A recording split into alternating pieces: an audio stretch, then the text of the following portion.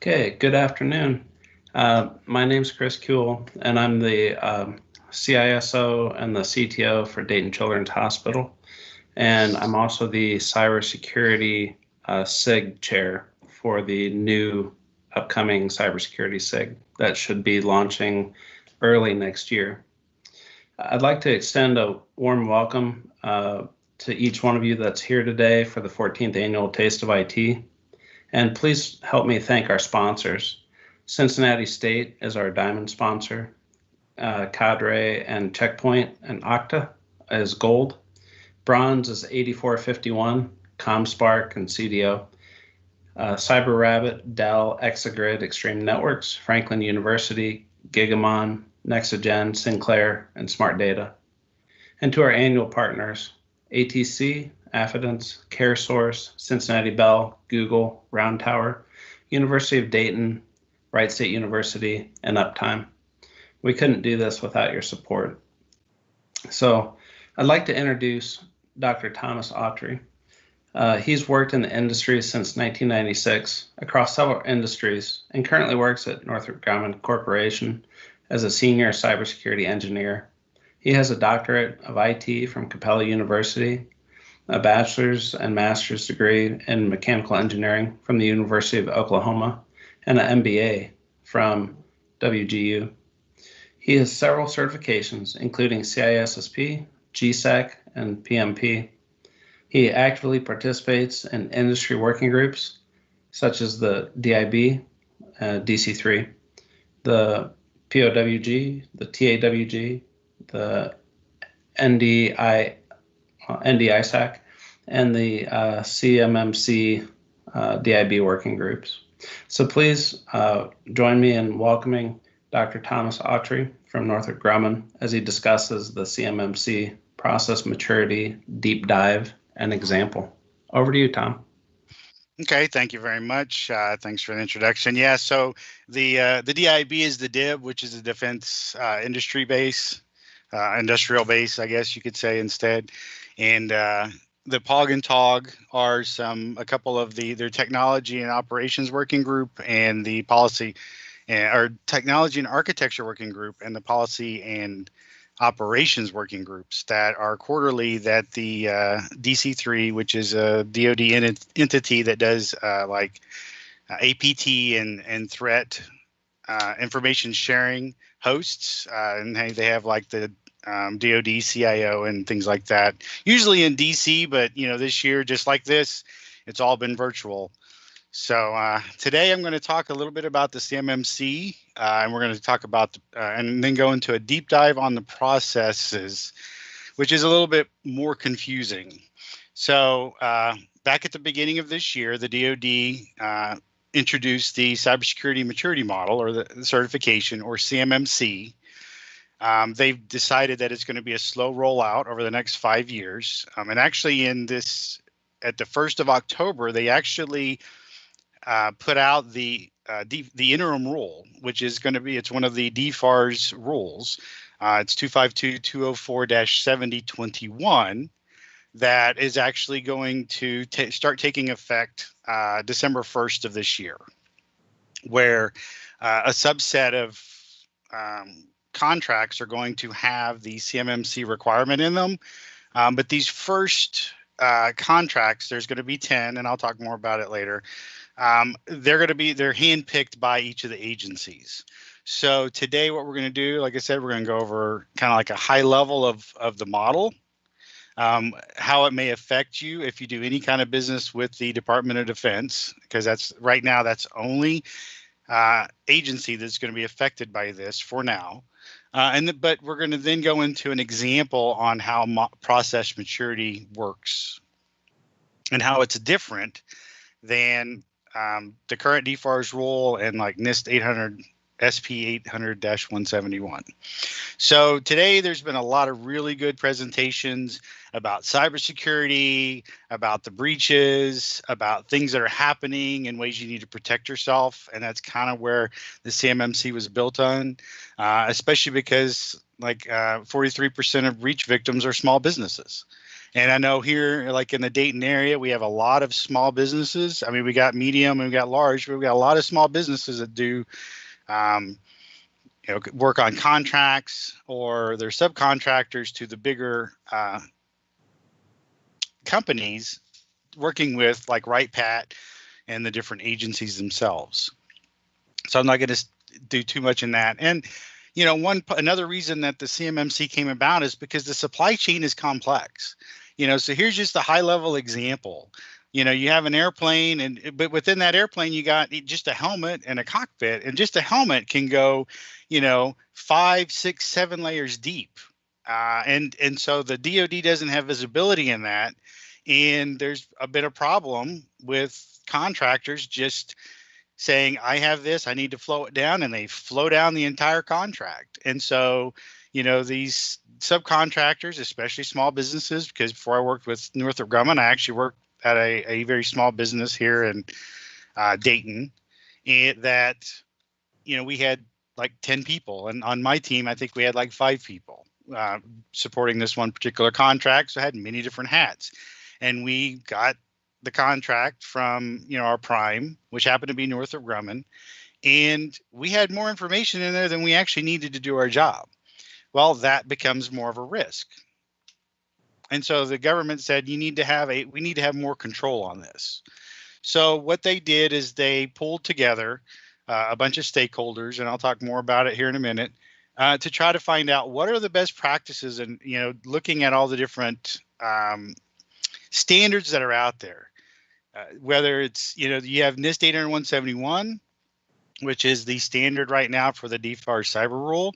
But then you have other standards such as the NIST cybersecurity framework. You have ISO 27001. You've got UK Cyber Essentials. Australia has their own government regulation, and all of those were kind of pulled together and they built an initial model that they put out there back in the middle of last year, about July, and it was 0.4, and it had probably like 500 or 600 practices within it.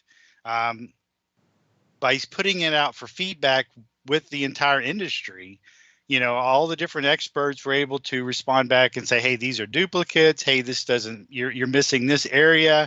And they tried to combine it down, but they also still had to follow some very specific requirements that the DoD had placed upon them, such as being compatible and easily transferable from the current cyber DFARS rule, which is, contains the NIST SP 800-171. But as I was saying earlier, the new cyber rule just came out, where they added actually three more parts to the DFARS rule. One being the CMMC, the other two being the DCMA, which is the Defense Contracting Management Agency. They stood up a DIB-CAC, which is their Defense Industrial Base Cyber Assessment Center, where they have been going out and reviewing contractors and subcontractors against NIST SP 800-171 and their compliance. And so the other two parts of that regulation basically gives some authority for the DoD to come out to any subcontractor or contractor and assess them and give them a score, as well as the ability to self-report starting in November 1st if you have one of those new rules. And I'm not going to go into that, but I would highly recommend that you go look those up. The rule is 252.204-7019, 7020, and 7021. But this model is meant to be a maturity model so that it kind of would highlight the cyber maturity level of an organization. You have two parts of it. You have practices, which are what you do, and then you have processes, which is, kind of the how you do it. But beyond that, it's also about process institutionalization. It's about how well an organization's culture is built around protecting information and protecting themselves and protecting the data that they have. It's meant and intended to be cost effective and affordable, even for small businesses to implement, up through level 3. which is the level for where CUI is at, which is controlled unclassified information. The achievement of higher CMMC levels enhances the ability of an organization to protect CUI. So as you get farther along, you can better protect. And the key item that the government was focused on with this is against APT, advanced persistent threats. So if you go all the way to level 5, you're going to have the best protection you can against APT. The difference with the CMMC, it is a maturity model, but the practices don't necessarily build on each other, but the processes do. However, this is where some of the confusion comes in. The expectation is not that every organization will be level 5 because the cost is too high. It's going to be based upon the type of data that a contractor or subcontractor processes, stores, or transmits. And that's going to be kind of that key part of where these levels appear. And then there's actually going to be a third party that's called the CMMC accreditation body, or the CMMC AB. They're going to certify independent CMMC third-party assessment organizations, or C3PAOs. So, you know, the Star Wars reference is always coming up in a lot of the different presentations because of that C3PAO. But those are going to be the organizations who will then assign and have assessors, individual assessors, that will be going out and conducting the assessments. The only place that you're going to be able to be certified is through that accreditation body, and only by those organizations that they have listed on their marketplace. And I have references at the end of the slide deck here that everybody will have access to, that'll point you to the 2 authoritative sources, 1 for the model and then 2 for the accreditation body. So when I talked earlier about how it got built, this is just a list of where they engaged to try to find and come up with, you know, I hate to say it this way, but it's the one standard to rule them all, right? That's the way I always talk about it, is let's come up with a new standard instead of using something else that's out there. But they had government stakeholders that provided a lot of feedback, which include the CISOs from services and agencies, NSA's DOD-CAR team, which is focused specifically on APT. It was measured against their framework to see how well it did. And all the way through level 5, it ended up hitting like 99% of the APT threats. And then the NIST SP 800-171 teams, which include the people from NIST. But they also engaged industry and research, which is not something that NIST did when they built NIST SP 800-171. This team reached out to industry and research institutions. They hit the DIB Sector Coordinating Council, which is the DIB SCC, which is part of the working group that I'm on. They also approached federally funded research and development centers, as well as other universities affiliated. I don't know that they had like the Wright Pat Research Institute here, part of it, but they do have Johns Hopkins Advanced Physics Lab and Carnegie Mellon's Software Engineering Institute are 2 big pieces of developing this. And then they also had their public comment periods, where they actually had 2 different versions where they had public comments, and then they took all that and they went through every line and every comment and reviewed it for whether or not it needed to be included or not. So let's see, there's 2 parts of this. So if you're familiar with NIST SP 800-171, or just 171 is what I'll call it in the future, just to make it easier to speak, there's 14 domains, well, which coincide with the NIST SP 800-53, and they're on, if I could talk, those are they're considered families there. CMMC calls them domains.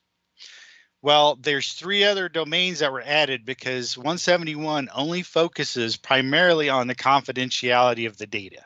So if you're familiar with the CIA triad, you've got confidentiality, integrity, and availability. So there was a couple dealing with availability or with integrity, but really nothing with availability. So asset management, recovery, and situational awareness, those families and domains were added back in, with some of the other practices built off of those. And we'll get into a little bit more on those here in a minute. So CMMC, like I said, has it's 5 levels, and there's practices and there's processes. But it's a framework or a model that builds upon itself. So in order to be assessed at, say, level 3, you have to have level 3 practices, level 2 practices, and level 1 practices 100% complete, as well as the level 3 and level 2 and level 1 processes as well. So in order to be a level 3, you have to have all of those. But if you start at level 1 is considered, from a practice point of view, basic cyber hygiene. Now, right now, that matches exactly with the FAR clause, and I don't have the number in front of me right now, but it's basically there's 17 practices that map to NIST 800-171. That is basic, and that is considered, if you have any type of federal contract information or FCI, that's what you need to have, is you need to have at least a level 1. Now the DoD is expecting that everybody in the supply chain is going to have a CMMC certification. The expectation is that about 80% of the organizations in the supply chain will probably only need to be level 1, maturity level 1, which is that basic cyber hygiene. And at level 1 on a process side, you're just performed. There's actually not any maturity processes at that level. They just consider you performing the functions that you're doing. You may have some documentation, but you're not required to. Then at level 2, you're now intermediate cyber hygiene. And now you have some actually process maturity that pops into play. You're now documented. Now, the government does not actually expect anybody to become level 2 certified, because it's really a stepping stone to level 3, which at level 3 is when you're now allowed to start handling CUI, which is controlled unclassified information. And at that point, you're also supposed to be managing, your processes are managing what you're doing. You're managing your practices. You have executive management understands what's going on, and you have resources and plans and vision, mission, all these different things on how to do all those practices. You're not just doing it by the seat of your pants. You have some kind of structure. Then at level 4, you become proactive and reviewed. And then at level 5, it's advanced, progressive, and optimizing. Now the level 4 and 5 are going to be more sensitive types of CUI. Now, what that actually means right now, we don't know, because the regulatory requirements around that have not been released. But we know that CUI at a minimum is going to be level 3, and level 4 and 5 are going to be higher cost, which means that they're going to have to go through a higher level of scrutiny to be approved by the DoD to have those within their contract. And the expectation is that's going to be more for like critical technology or critical operations. So just to step into like how it's cumulative. So in this case, an assessor came in, they looked at an organization, and they have all of the practices at level 2 complete. They have all the level 1 practices done. And then from a process point of view, they are fully documented across all of that. Then that organization would be accredited at CMMC ML2. However, if they look at another organization and they have all the practices done, and they have all of the practices at level 2 and level 1 done, but they're only performing, they don't necessarily have all the policies they need, or they don't have all the practices documented adequately, then they would only be accredited at level 1. So this is just kind of an example of how both sides have to be equal to go up. And then I'm just going to go through, like I said, this is kind of quick because we got a short amount of time. So from the practice progression point of view, you have your level 1, which is basic cyber hygiene. There's 17 practices, and at this point you comply with the FAR clause. At level 2, you add additional practices. So now you have 72 practices you need to do. Now, out of those 72, the majority of them 48 of them are from NIST SP 800-171. So if you're compliant with NIST SP 800-171, then you only have to look at those 7 additional practices. And then at level 3, you're now up to 130 practices, which is only 20 more than what's in 171. And I know it says 171R1 here, but it's actually 171R2. The practices or the requirements within NIST 800-171 between revision 1 and revision 2 are exactly the same. It was only some clerical changes, some minor text changes, and they tried to add clarity in some of their discussions, but the requirements themselves didn't change. Then when at level 3, remember, is where CUI is allowed. CUI is not allowed to be below that, but it can be above that. When you get to level 4, you go up to 156 practices, and at level 5, you hit 171 practices. It just happens to be coincident. There's 171 practices, and then the primary regulation we got to deal with right now from the DoD side is NIST 800-171. That just happens to be a coincidence. Now, some of the practices at level 4 and 5 were built off of the draft NIST SP 800-171B, which is the enhanced protections. That now is actually the last draft that came out. They've actually renamed that to 172. So it's NIST SP 800-172 because they were having all this confusion that 171B was like the next version of 171, and it's not. So those additional practices you're going to hear in different webinars, people are going to call them the Delta practices because they're on top of 171. So at level 3, which is the level you have to be certified at to handle CUI, you're going to have your NIST 800-171, 110 practices, plus another 20 practices across all 17 domains. And now just quickly, these Delta 20 practices kind of fall into 3 groups. There's foundational practices to assist DIB companies in advancing cybersecurity programs, such as defining procedures for handling CUI, reviewing audit logs, detecting and reporting events, doing incident response. Then you have practices that increase situational awareness to proactively identify and mitigate risks. And then you have a grouping of practices that enhance protection and sustainment against common threats such as phishing, ransomware, and malware. So you're talking email stuff, DNS filtering, you got backups, those types of things. So these will be, if you ever need to look at what the differences are and to understand what you might need to add on top of what you're doing for NIST 800-171 right now, this will be a slide that just gives you a quick reference.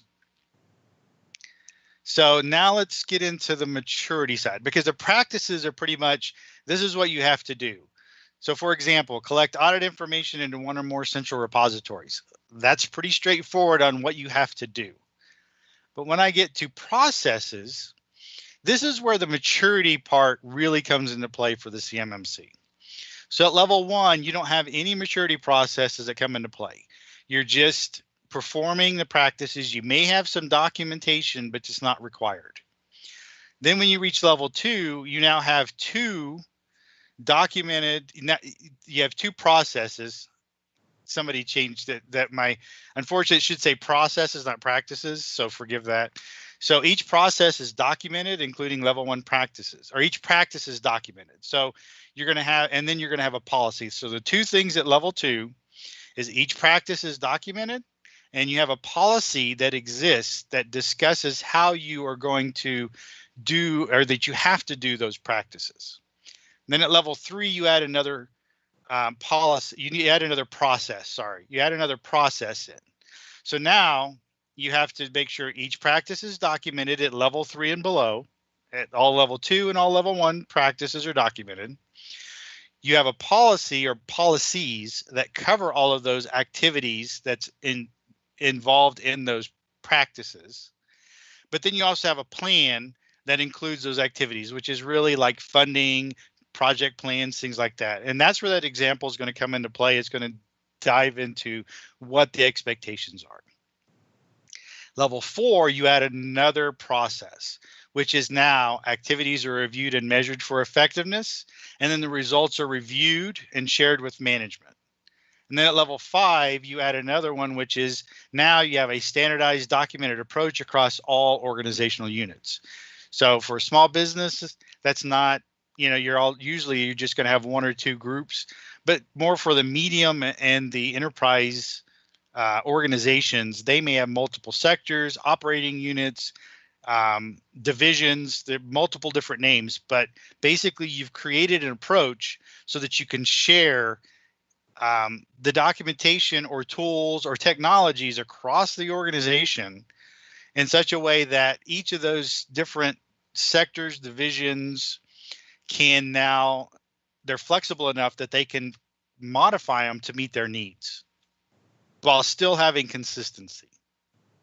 So let's dig in, let's look more into the maturity processes.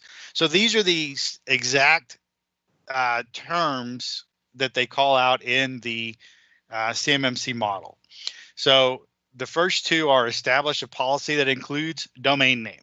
Now, the reason they use domain name here, which is the 17 domains we talked about earlier, like configuration management, access control, and situational awareness, is because some of the practices you might have documented in one document. So like if you're talking about access control, you don't need to create a separate document, a separate policy document for every practice. You could have one access control document that says, this is how I'm going to do access control. Then you establish the practices and you document those practices. So now each of those practices will have its own documentation on how to actually do it or how to implement it. And then the policy just says, I'm going to do this. Like we're going to do least privilege on all of our systems. That's a policy. The practice is now how you configure, say, a Windows 10 box or how you configure your Linux server. That would be documenting the practices. Level 3, you now get into managed. So you're going to establish, maintain, and resource a plan. So the plan is vision, mission, project plans, and the example will give a little bit more detail on that. Level 4, review and measure domain name activities for effectiveness. And level 5, standardize and optimize a documented approach for the domain name across all applicable organizational units. So this is where it gets a little confusing because it also gets kind of fuzzy because, some things in a policy you need at a high level, but others you need to be more detailed. So the example we're going to look at is we're going to look at AC.1.001, which is limit information system access to authorized users, processes acting on behalf of authorized users or devices, including other information systems. Now, just a little note here. The numbering scheme that the CMMC uses, the first two letters are always going to be the domain. So in this case, it's access control. Then it has a delimiter, which is the period. Then it's going to have a number. That number is going to be either 1, 2, 3, 4, or 5.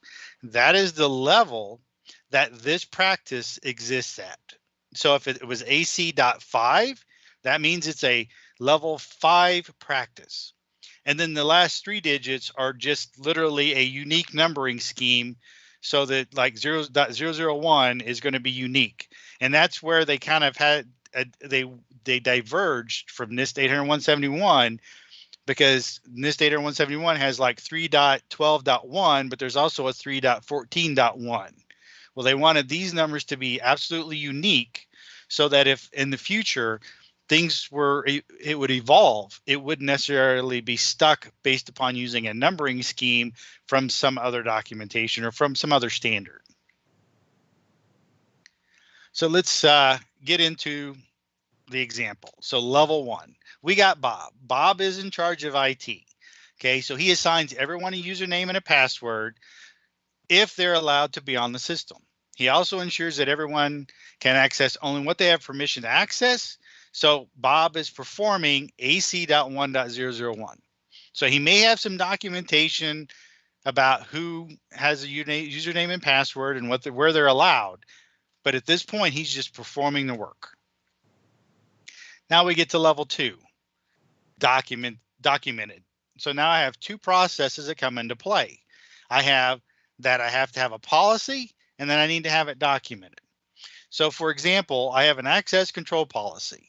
That the policy has a purpose, a scope. It's going to talk about roles and responsibilities. It's going to talk about any regulation guidelines. But then it's documented as well, which is this is the procedure for limiting system access. So this is a key part of the process institutionalization is you're going to see things that are going to talk about like senior management or management. And basically what that's going to mean is it's going to be the level above the people that are doing that work need to be able to buy off and sign off on whatever is being done. The procedure that is being done has been signed off by a higher level of management if it exists. With a small business, you know, it may be the one person that does it all, but at least you have it documented and you can sign off. But at other organizations that have a little bit more levels of management, the higher level management needs to make sure that they sign off on what lower level procedures are and that the procedures being done match the policy. So in this case, senior management recognizes the importance of access control. They develop an access control policy. Bob makes sure he follows the policy. He doesn't own the policy now, so he's lower level. And so but he knows the policy so that if anybody comes and asks him, well, why are we doing this? He can point to the policy. So he doesn't have to argue with somebody why he has to give them a username and password. He can go to management and to the policy and because management is bought off on that and signed off on that. He's going to have to document all of his level 1 and level 2 practices, including AC.1.001, and the documentation will articulate what needs to be done so that it's repeatable. A key thing with process institutionalization is repeatability. Now, how do the policies need to be done? Well, here's 3 different examples. You might have one policy written for each domain in CMMC, or you might have a policy that just covers multiple domains, or you could have one or more policies that cover all the domains, right? So like information security policy could cover multiple domains, but there still may be other policies like the physical access, team might have their own policy that's not necessarily information security, that's physical security. So there's no specific format and there's no specific requirement on how you document it. It's just that you have to document it. And so the documentation can also be, you can have handwritten practice documentation, or you could have your system security plan organized by CMMC practices. The NIST 800-171 has a template you can use as a starter, because that's 110 of the 130 for level 3, right? Or if you only wanted to be level 1, you could still use it and only fill out the ones that you needed to for level 1. Or you could have multiple documented procedures to achieve the practices, right? So you got something that's on, in this case, you got account administration document, you got an account creation document, and you got account disablement, and you might even have more for an account removal, just because the complexity, it makes it easier to keep those up to date if you have them in multiple documents. So for example, like at my company, we have documents that talk about accounts for Linux systems, because the way you manage them is slightly different than you do with Windows. And it's also 2 different teams. There's a Windows team and there's a Linux team. So they have their own documentation on how they do it. And all of that is acceptable. So now let's move into level 3. So level 3, now we're managed. Now level 3 is also where you can have CUI, controlled unclassified information. So Bob manages his access control activities according to a defined plan or plans. The plan, and this is a generic plan based upon the way that it's described in the CMMC. So it's going to contain like mission statements are part of your plan. What are your goals? What is your organizational goals? What is your department goals? What is your group's goals? What are your objectives? What's your statement of work? But also it's going to include how you identify your required resources. What tools do you use?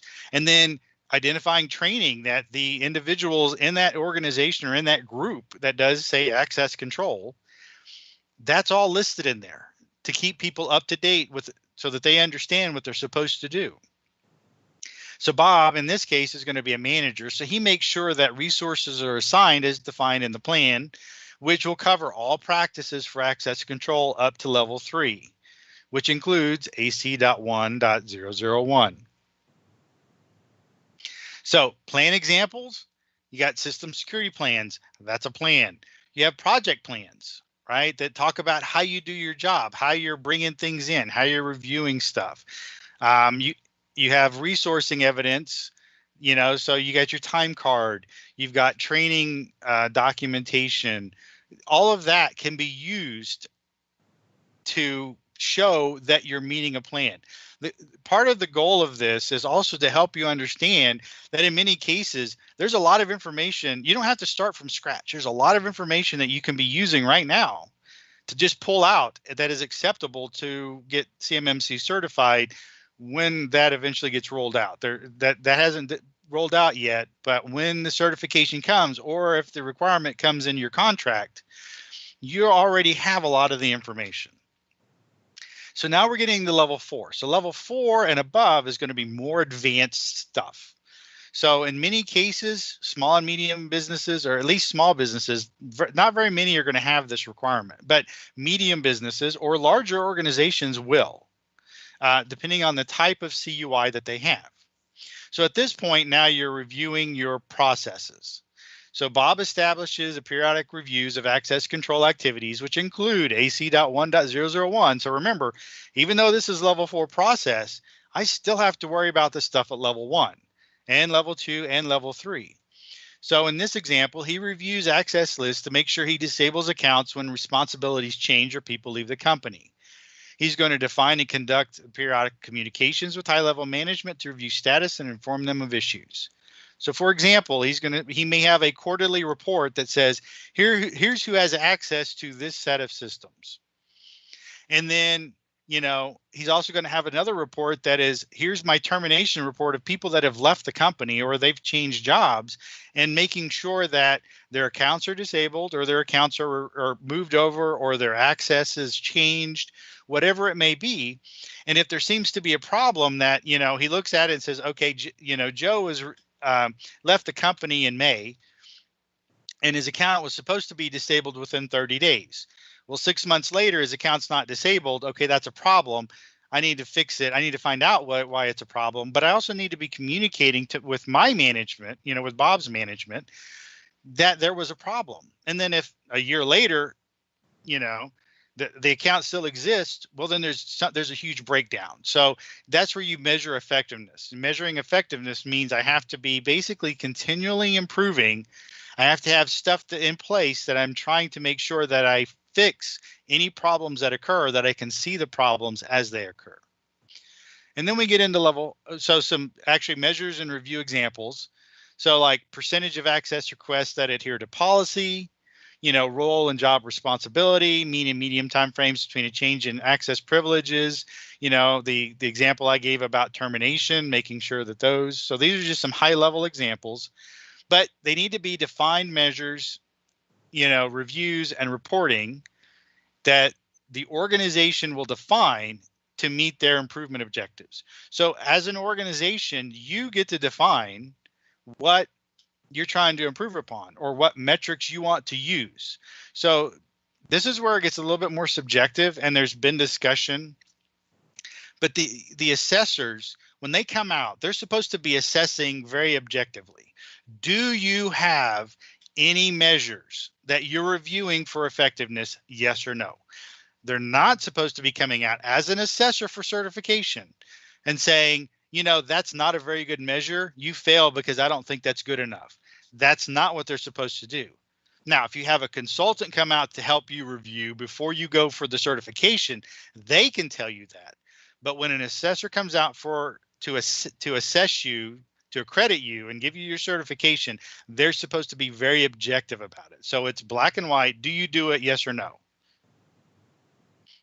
And now level 5, it's considered optimized. So level 5, you're talking a very, very small percentage of any companies or organizations doing business with the DoD will be required to be at this level. And it's only supposed to be for certain types of CUI. So in this case, you got Bob and Sue. They both do access control, but they're in different organizational units. Okay. They work together. They follow the same policy, but the way they their practice is documented, or the procedures that they follow may be slightly different. So as an example, it might be, Bob does Windows and Sue does Linux. So the policy is still the same. Least privilege, make sure you remove users in a certain time frame, but the documented practice on how they go about doing that is going to be slightly different because they're two different operating systems. You may have another group that they do it in the cloud. And so that may be a completely different group, but they want to make sure they're consistent across the organizations and across groups. There's communication, and they share improvement information as well. So this is about process institutionalization and about making sure that everybody's working together and they're working towards the same things.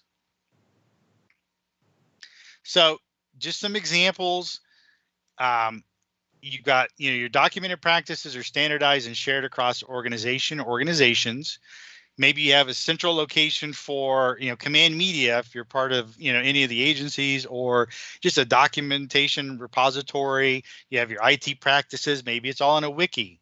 A good resource is the CERT RMM, because what the CERT RMM actually is part of what are the key documents that the CMMC was built off of. So if you followed through that chapter, then it would, actually provide you enough information that you would meet the certification requirements for the CMMC in this area. So I know that was kind of a fire hose of a lot of stuff, but here's the top two are the authoritative links. There was something I wanted to go back and say, but I lost it when we were talking about optimizing. So now remember the CUI. So part of the missing regulatory requirements right now is the documentation of how they identify whether a piece of data is level 5, level 4, level 3 CUI. That's one of the pieces that is still missing right now. NARA, which is the National Archives, is supposed to be developing and releasing some documentation on how to classify some of the CUI. And then the DoD will have their own information that they're going to follow, and they may break it down even more, because what's going to happen is you have a list of data, right? So you have, like, I may have, we'll go back to the helmet, in the supply chain. So the helmet itself, right, with the putting it all together is going to be considered a level 5. We'll say it's a level 5 because it's got some advanced technologies in there that we don't want adversaries to get. But when you break down that helmet, the actual, the part that goes over the head, that may be level 1 because maybe they're just buying a standard motorcycle helmet. It's the electronics that make it level 5. But then within the electronics, it may only be the code that's being written is level 5. But the pieces that I buy may only be level 3 because they're built, the circuit board is built in a certain way. And so that's going to be a level 3 CUI. But the code that is now loaded onto it, that's the level 5 CUI. You have to get to that point because otherwise, if a contract is level 5, unless you have that level of detail and breaking down the data, you would have to flow that level 5 requirement all the way through the supply chain, all the way down to, I'm buying this almost a commodity part from a company that just makes bolts, and that doesn't make any sense. So that's a key piece that's still missing that's supposed to be coming out at any time. And part of the next year in these pilot programs that they're going to work on, which there's going to be 10 contracts or 15 contracts now, the expectation is they're going to pick 15 different prime contractors. And that's going to affect approximately 1,500 subcontractors. Now, right now, they say there's an estimated 300 to 450,000 companies in the DoD supply chain. So you're talking a very, very small percentage. And in these initial pilot contracts, that's where they're going to try to start figuring out some of this. Where do we need to classify this data? Now, there are some that are classified, at a higher level. They're critical technologies that, like DHS, I believe, and some others have identified. Those will probably be a level 4 or level 5. But anything else that doesn't have that designation, they still got to figure out how to break it up.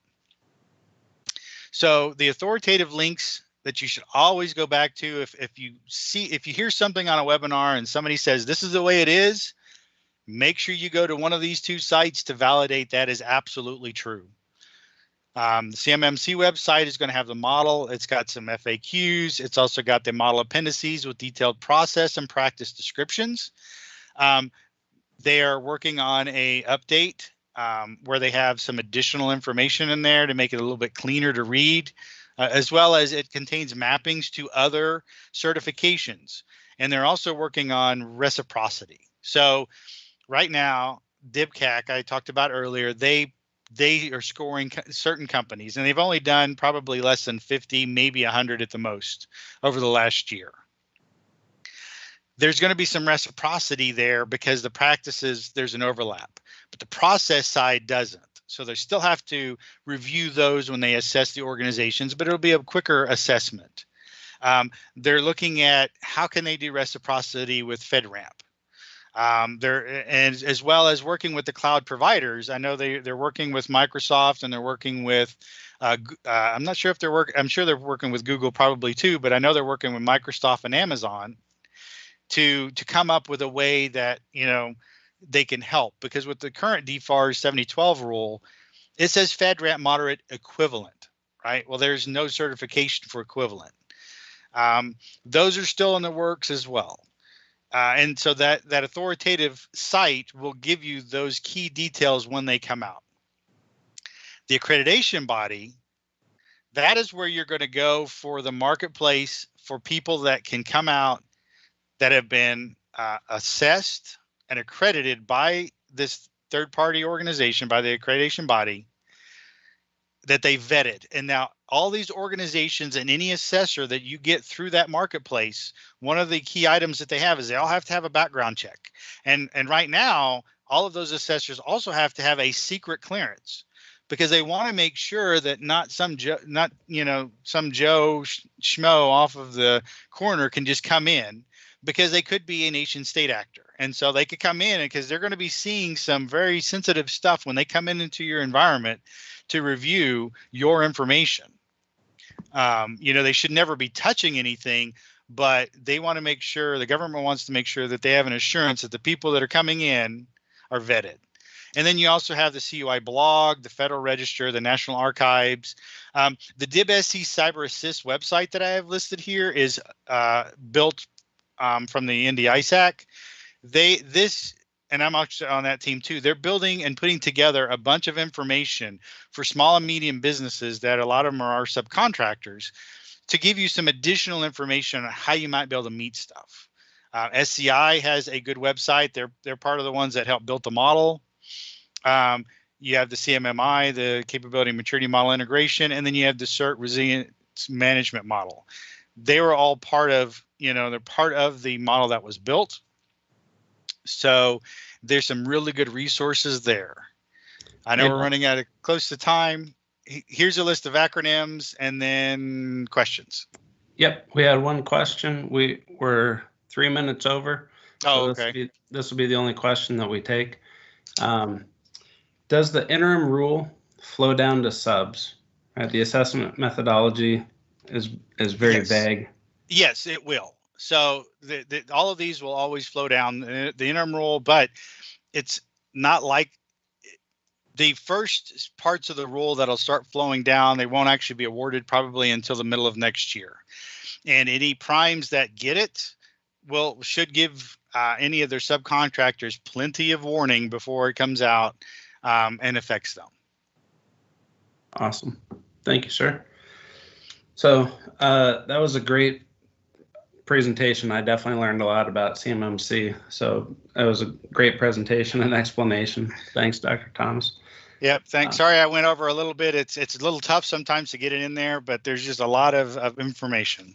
Yes, absolutely. I'd like to give a special thanks to Franklin University, who's our featured sponsor for this session. Remember to complete your survey at the end of the session by finding the link in the My Agenda session description, same place that you clicked to get into this session. By participating in the survey, you can make sure your voice is heard and help shape the future Technology First events. Thank you for filling out the survey. So now we're going to wrap up for the day with, over at the Technology First final session for 10 minutes. Go over, join, and see who won prizes today. The game code for attending this session is CMMC. So that would be CMMC, Charlie, Mike, Mike, Charlie. All right. Well, thank you very much and see you all soon. Thank you. Have a good day.